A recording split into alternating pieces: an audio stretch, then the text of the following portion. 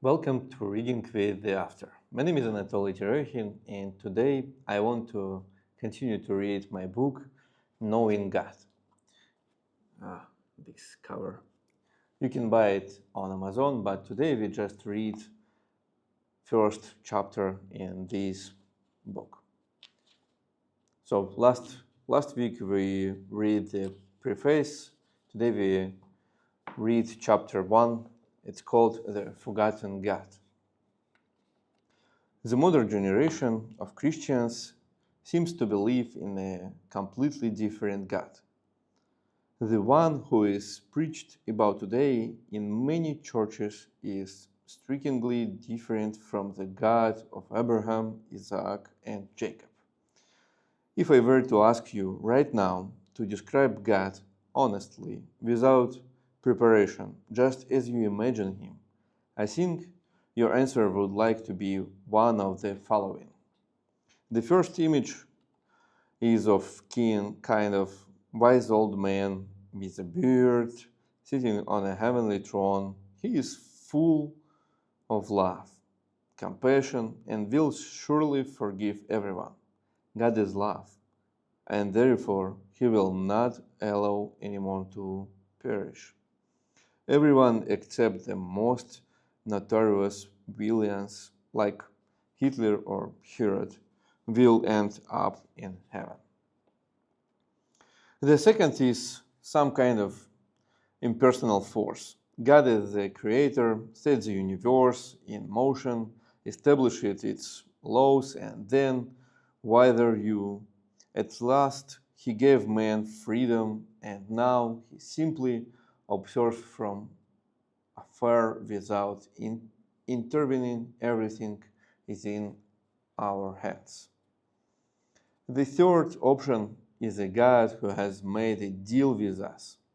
If I pray, do good deeds, and fulfill my duties, then God will help me, give me health, success, forgiveness, and maybe even let me into heaven.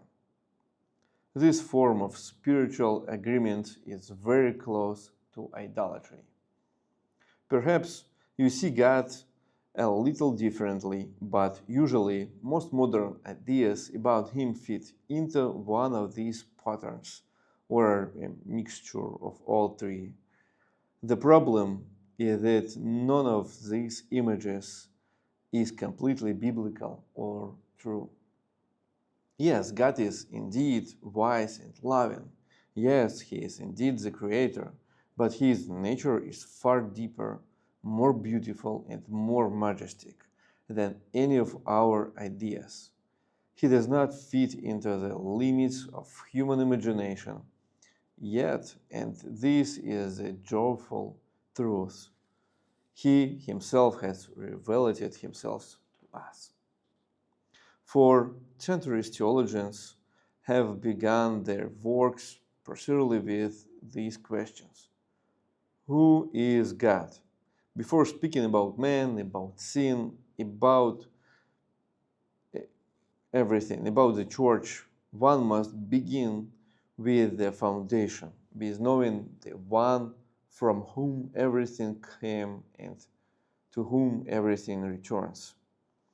Usually, the doctrine of God is divided into two parts: the being of God, who he is himself, and the works of God, what he does.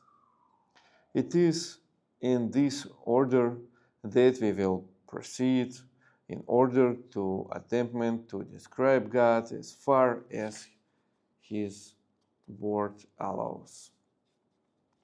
And once again, I repeat my questions. Why study God at all?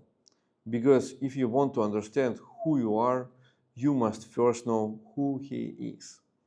We are created in his image, and if we do not understand the one whom every believer should strive to resemble, we will not understand ourselves.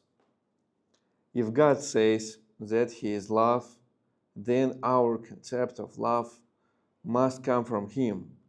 If God is Father, then every earthly fathers must learn from him. If God is holy, then holiness becomes our calling as well. Our actions, decisions, prayers, service, attitude toward children, toward spouse, toward enemies, all of this depends on how we understand God.